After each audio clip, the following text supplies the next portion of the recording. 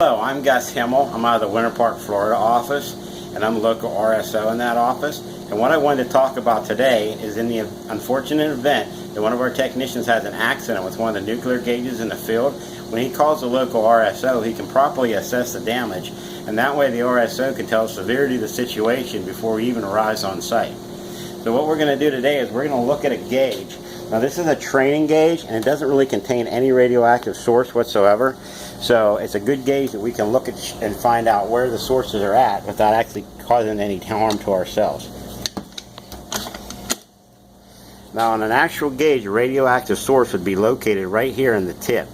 Now this is double welded inside of here, and it's only about this big.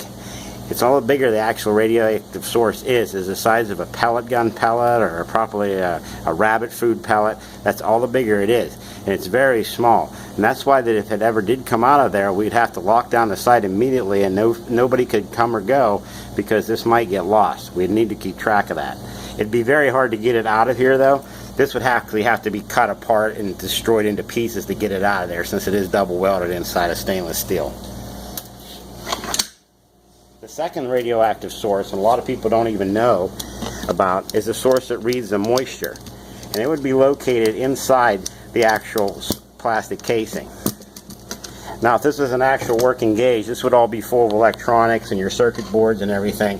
But since it's empty, back here is where you would find the second radioactive source. And it'll be highly marked with red lettering and radioactive symbols, and you'll know it's right there. You want to make sure that's intact too.